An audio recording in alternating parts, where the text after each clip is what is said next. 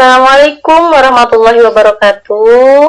Waalaikumsalam warahmatullahi wabarakatuh. Selamat pagi Bapak Ibu, gimana nih kabarnya? Selamat pagi, alhamdulillah Bu, kabar baik. Oke, sebelum materi kita berdoa dulu terlebih dahulu. Marilah kita berdoa menurut kepercayaan masing-masing. Ya, berdoa dimulai. Berdoa selesai. Kita masuk ke sesi ice breaking dulu ya Bu ya, Pak ya. Ya Bu. Saya pimpin aja ya ice breakingnya. Ya, perhatikan dan simak baik-baik ya Ibu Bapak. Pagi-pagi harus semangat nih ya Pak ya, Bu. Langsung aja. Ini tuh. Kalau ini 2 dan ini 3. Nanti saya lempar ya ke siapa itu, mau ke Bapak atau Ibu. Udah paham? Itu Pak Haruman dinyalakan dulu Pak Haruman videonya. Pak Haruman. Wah, kayaknya lagi makan 9, 10, 11 nih. Ya, diulang lagi Pak Haruman. Ini 1. Ya, kalau ini 2 dan ini 3. Gimana? Mengerti Bu, Pak? 1. Ulangi dulu Bu. Ya, baik. Ini 1. Kalau ini 2. Dan ini 3. Gimana? Ya. Udah paham? Coba. Ini 1. Dan ini Bu Yeti. Silahkan. Ini 2. Salah Bu. Dan ini. Nah kalau. Ya betul. Dan ini 3. Kalau saya gini. Jadi kata-kata yang bikin kita fokuskan gitu Bu, Pak. Ya, oke. Sekali lagi ya. Kalau ini 2. Ini harus ini 1. Haruman apa ini? Haruman 1. Ya betul. Nah itu berarti Bapak Ibu fokus ya. Jadi di sini speakingnya melihat dalam sebuah kata ya. Jadi ini. Ya, maaf dia ada gangguan ya. Ada gangguan. Ya. Ini 1. Kalau ini 2 dan ini 3. Udah mengerti ya Bu ya, Pak ya? Mungkin cukupkan sekian speakingnya. Gimana Pak? Udah relax? Udah bersemangat? Apa masih pusing nih mikirin ini 1, ini 2? Iya, masih pusing Bu. Harus pikir dulu gitu ya. Ya, cukupkan ya. Langsung aja kita masuk ke materi ya Pak, Bu. Sudah ada belum Pak, Bu? Sudah Bu. Baik Bapak Ibu, kita langsung ke materi yang akan dipelajari hari ini, yaitu mengenai literasi digital. Ya, yang selanjutnya di sini ada tujuan ya. Tujuan di sini di sesi ini peserta mampu memperdalam pemahaman terkait pentingnya penerapan literasi digital di satuan pendidikan. Selanjutnya mengetahui aplikasi-aplikasi yang mendukung penerapan literasi di satuan pendidikan. Oke, kita lanjutkan. Nah, yang selanjutnya ada kesepakatan bersama. Nah, di sini poin pertama itu menghargai bersama peserta dan fasilitator. Nah, yang poin kedua, 1 berbicara, semua mendengarkan. Yang selanjutnya tepat waktu, berpartisipasi aktif. Dan yang terakhir itu fokus. Nah, mungkin itu ya kesepakatan bersama kita Bu, Bapak. Coba, apa yang ada di benak Bapak Ibu ketika melihat alat ini? Mungkin, ya Bu Yeti apa? Android alat Bu. komunikasi. Mungkin di sini sebutkan 1 kata aja. Saya Android Bu. Android. Bu Esa, Android. Android. Ibu Yeti, mencari atau mengakses mungkin ya Bu ya. Pak Haruman, mana nih Pak Haruman? Ada Bu, ada. Ya, satu kata Pak. Mau. Oh ya. Mau Android. Ibu Tita, mana nih Ibu Tita? Teknologi, Bu. Teknologi. Ya, betul Bapak Ibu. Nah, di dalam materi sekarang itu yang Bapak Ibu pikirkan ini mengenai teknologi ya. Atau handphone. Nah, semua benar ya pernyataannya. Handphone itu merupakan alat telekomunikasi elektronik ya, dua arah yang bisa dibawa kemana-mana ya Ibu ya Bapak ya, dan memiliki kemampuan untuk mengirimkan pesan berupa SMS ataupun itu bisa mengakses, menelpon, mungkin itu ya Bapak Ibu. Nah, yang selanjutnya, literasi digital diartikan sebagai kemampuan untuk informasi dalam berbagai bentuk ya, dan berbagai sumber yang sangat luas yang diakses melalui piranti komputer ya, ataupun itu handphone, mungkin itu. Nah, selanjutnya, siapa saja yang harus berperan penting nih atau berperan aktif yang harus tahu akan literasi digital di sekolah Bapak Ibu? Nah, yang pertama itu terdiri dari beberapa basis ya. Ini ada basis kelas. Nah, poin pertama di basis kelas ini meningkatkan ya jumlah pelatihan literasi digital yang diikuti kepala sekolah, guru, dan tenaga kependidikan. Yang selanjutnya, poin yang kedua yaitu meningkatnya intensitas penerapan dan pemanfaatan literasi digital dalam kegiatan pembelajaran.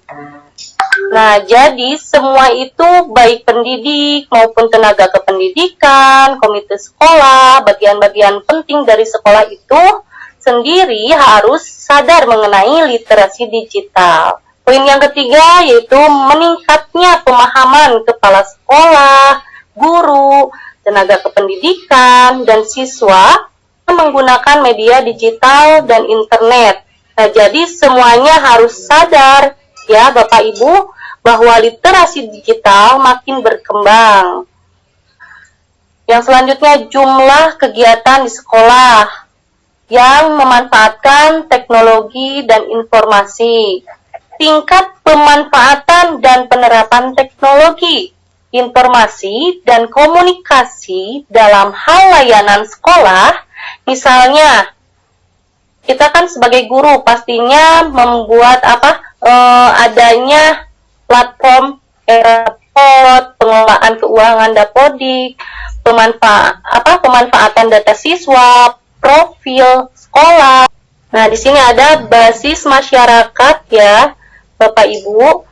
Jadi mengenai sarana dan prasarana sekolahnya harus mendukung literasi digital ini dan keterlibatan orang tua, komunitas, dan LSM, semuanya harus sadar bahwa literasi digital makin berkembang ya Bapak Ibu. Di sini ada pun perangkat TIK dan lingkungan. Nah, ini adalah ilustrasi ya Bapak Ibu. Nah, kalau kita melihat gambar ini ya, pengirim dan penerima ya, pengirim dan penerima ini sama-sama mempunyai perangkat teknologi ya Bapak Ibu, baik itu laptop ataupun gawai ataupun handphone. Nah, di sini ilustrasikan bahwa si pengirim atau si penerima itu saling mengirimkan pesan. Bentuknya misalnya di WhatsApp ya Bapak Ibu, pasti itu udah familiar ya Bapak Ibu mengenai WhatsApp. Kita mengirimkan pesan yang kita tuju. Nah, umpan baliknya itu dalam bentuk misalnya centang 2, berarti itu sudah terkirim ya. Apalagi umpan baliknya sudah warna biru, berarti itu sudah dibaca. Itu umpan balik sudah 100% terlaksana begitu ya Pak ya Bu. Nah, kalau dalam bentuk paket ya, misalkan adanya gosen gitu ya, atau apalah yang bentuknya aplikasi berupa paket atau barang. Nah, si pengirim di sini mengirimkan paket kepada si penerima. Umpan baliknya itu apa? Nah, umpan baliknya, respon si penerima dalam Gosen itu adanya bintang 5, betul kan Bapak Ibu ya? Nah, itu umpan baliknya yang biasa itu pastinya udah udah familiar lah adanya Gosen, aplikasi Gosen. Nah, adanya bintang 5 atau merasa puas nih, bisa dikomentari biasanya gitu ya. Nah, itu yang dimaksudkan dengan umpan balik ya Bapak Ibu ya. Jadi, di dalam pengiriman ini ada nilai plus atau minusnya ya Bapak Ibu. Di tengahnya itu ada gangguan, misalnya gangguannya itu ada yang bisa ada yang bisa dikendalikan dan ada yang tidak bisa dikendalikan Bapak Ibu. Nah, di sini contoh misalnya yang tidak bisa dikendalikan seperti jaringan terganggu, dan kita juga tidak tahu mungkin karena faktor cuaca, gitu ya Bu ya Pak. Di sini contoh aplikasi yang mendukung literasi digital sekolah penggerak. Nah, di sini yang pertama itu ada LMS ya, Learning Management System. Nah, yang selanjutnya ini ada Google Classroom, Zoom Meeting, Google Meeting, WhatsApp, Telegram. Nah, ini diharapkan kita semua para pendidik sudah belajar dan paham dengan platform ini ya Bapak Ibu. Selanjutnya ini ada contoh portal dari SMK Negeri 3 Garut. Ini portal sebagai informasi ya. Informasi di sini adanya profil ya mengenai SMK Negeri 3 Garut. Terus adanya profil kepala sekolah, guru, kompetensi keahliannya itu apa aja. Nah, ini sebagai contoh portal SMK Negeri 3 Garut. Lanjut ke refleksi materi ya Bapak Ibu. Silakan, mungkin ada kesan, ada pesan yang mungkin Bapak Ibu masih kurang dipahami atau bagaimana. Silakan. Mungkin Ibu Esa, silakan Bu. Atau Pak Haruman, Bu Yeti, Bu Tita, silahkan. Ya, bisa ini tampilkan lagi Bu slide yang di awalnya. Boleh.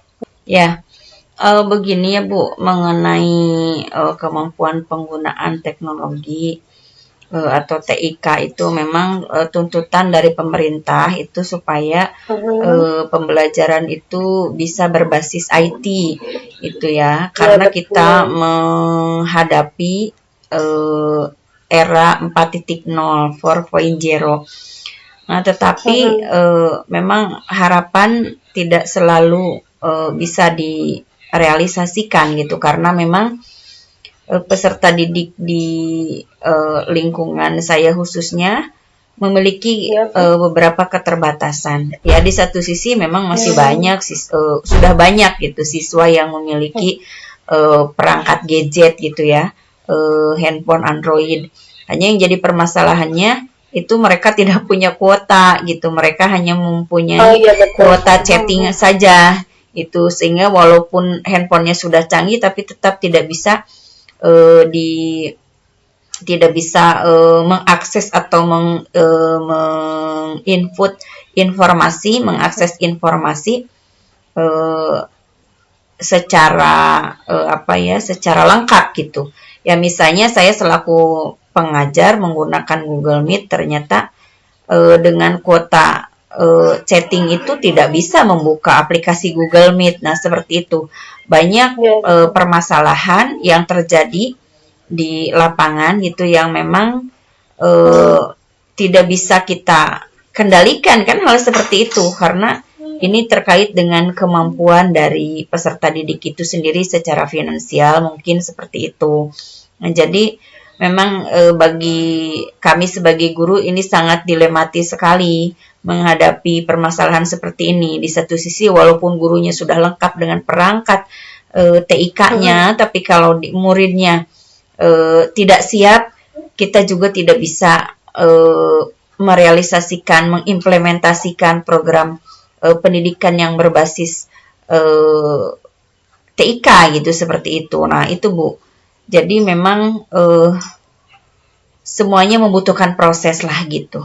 Intinya membutuhkan proses ya, berbeda di sekolah yang memang memiliki fasilitas yang lengkap, misalnya sekolah di metropolitan atau di kota-kota besar itu tidak ada masalah untuk fasilitas seperti itu. Itu tanggapan yang ingin saya berikan Bu terkait dengan literasi digital gitu ya. Iya. Ya, terima kasih Ibu Esa. Wah, pemaparannya sangat menarik ya, banyak banget. Misalnya di sini kan ada siswa yang tidak memiliki handphone atau keterbatasannya itu tidak memadai. Ya, bagi Bapak Ibu, silakan ada yang mau menambahkan lagi Ini mengenai mau digital? menanggapi ya atau menambahkan, Ya, memang silakan. betul yang namanya literasi digital itu ya memang sangat diperlukan dalam pembelajaran di era 21 ini, apalagi dengan keadaan pandemi ini ya kita harus bisa menyesuaikan dengan keadaan. Jika kita tidak bisa menyesuaikan dengan keadaan ya kita akan tersiksa, sebab ya waktu itu terus berjalan begitu. Ketimbang ya kita diam-diam saja tanpa gerak dan siswa pun tidak bisa dipastikan, kita yakin bahwa belajar di rumah juga dilakukan, ternyata kan tidak. Tapi dengan cara seperti ini mungkin salah satu cara agar kita bisa menyampaikan capaian pembelajaran pada peserta didik. Ya awalnya ya kita harus bisa memahami yang namanya literasi digital itu seperti aplikasi-aplikasi yang sudah dibuat oleh pemerintah dan kita harus pahami juga, ataupun kita mempunyai kompeten yang sangat tinggi seperti kreasi, yaitu membuat video dan menyampaikannya dengan cara apa, entah itu di YouTube ataupun di mana, supaya pembelajaran itu bisa tersampaikan. Mungkin itu Bu. Oh iya, terima kasih Pak Haruman yang telah menambahkan atau menanggapi ya mengenai materi literasi di sini. Mungkin ada yang lain Ibu, Bapak, Ibu Tita dan Ibu Yati, gimana tanggapannya? Silakan. Assalamualaikum warahmatullahi wabarakatuh. Waalaikumsalam warahmatullahi wabarakatuh. Silakan Ibu. Ya, menurut saya kalau literasi digital ini memang dari tahun ke tahun atau ini selalu mengalami perkembangan gitu. Yang awalnya kita hanya mengakses lewat handphone yang hanya sekedar WA, sekarang sudah banyak aplikasi yang bermunculan gitu untuk menunjang pembelajaran kita gitu, terutama yang sekarang itu masa PJJ yang kita lakukan udah hampir 1 tahun, hampir 2 tahunan lah gitu, yang memang membutuhkan tenaga yang ekstra, terutama di bidang informasi yang seperti ini gitu. Terima kasih Ibu Yati. Bu, ada lagi yang mau menambahkan? Ibu siapa yang belum ya? Ibu Tita mungkin. Silahkan. Itu ada kelebihan sama kekurangannya. Ya, ketika terus mengupdate informasi baru, kekurangannya itu dari kuota atau keterbatasan alat yang dimiliki. Ya, betul. Ya, terima kasih Bu Tita. Ya, tanggapan dari Ibu dan Bapak, ya terima kasih atas tanggapannya mengenai literasi digital ini. Mungkin ada kelemahan dan kelebihannya ya Pak Ibu. Ini kelebihan di sini mungkin banyaknya aplikasi-aplikasi yang up to date, ya, yang terupdate gitu ya.